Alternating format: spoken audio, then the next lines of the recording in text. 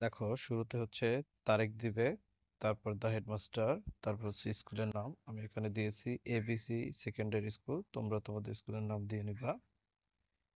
তারপর হচ্ছে subject prayer for a testimonial. তারপরে হচ্ছে স্যার লিখে তারপর হচ্ছে যে লাইনটা লিখতে হবে সেটা হচ্ছে I beg most respectfully two state that. অর্থ হচ্ছে আমি অত্যন্ত বিনয়ের সাথে নিবেদন করছি যে I have passed SSC exam in 2024 from your school. অর্থাৎ আমি 2024 সালের এসএসসি পরীক্ষায় আপনার বিদ্যালয় থেকে উত্তীর্ণ হয়েছি। তো আশা করি এতটুকু তোমরা বুঝতে পেরেছো। প্রথম লাইনটা বুঝতে পেরেছো। তো প্রথম লাইনটা বুঝতে পারলে আমরা দ্বিতীয় লাইনে যাই। দেখো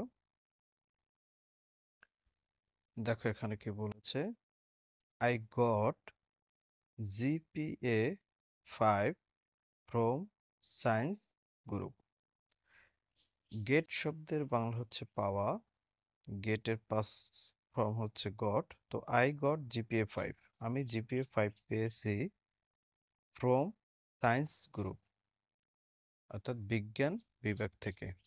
আই গট আমি পেয়েছি, জিপিএ 5 পেয়েছি, জিপিএ পাস পেয়েছি ফ্রম সায়েন্স গ্রুপ বিজ্ঞান বিভাগ থেকে। সায়েন্স মানে বিজ্ঞান, গ্রুপ মানে হচ্ছে বিভাগ বা গ্রুপ।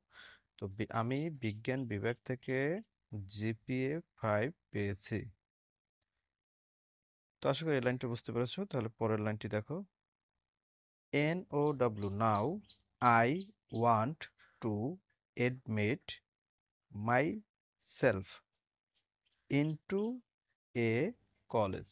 বলছে কি দেখো, নাও এখন, আই ওয়ান্ট আমি চাই, টু এডমিট ভর্তি হতে, মাই সেলফ আমি নিজে ভর্তি হতে চাই বা আমি নিজেকে ভর্তি করাতে চাচ্ছি, ইনটু এ কলেজ একটি মহাবিদ্যালয়। কলেজ শব্দের বাংলা হচ্ছে মহাবিদ্যালয়। অর্থাৎ now I want to admit myself into a college, আমি এখন একটি কলেজে বা একটি মহাবিদ্যালয়ে ভর্তি হতে চাই। তো দেখো পরের লাইনটি দেখো,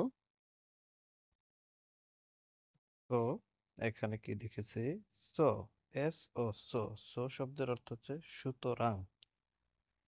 সো সুতরাং, আই নিড আমার প্রয়োজন, নিড শব্দের বাংলা হচ্ছে প্রয়োজন।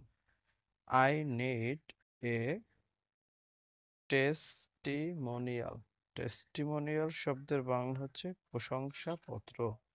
সো সুতরাং, আই নিড আমার প্রয়োজন, a testimonial, TES test, TIT টেস্টি, MONIAL testimonial. So I need a testimonial, সুতরাং আমার একটি টেস্টিমোনিয়াল বা প্রশংসাপত্র প্রয়োজন। তো আশা করি এতটুকু বুঝতে পারি। তো দেখো শেষের অংশে কি লিখতে হয়, মে আই লিখে কমা দিয়ে দেয়ার ফোর কমা দিবা, তারপর pray and hope that you would be kind enough to issue me a testimonial and oblige there by.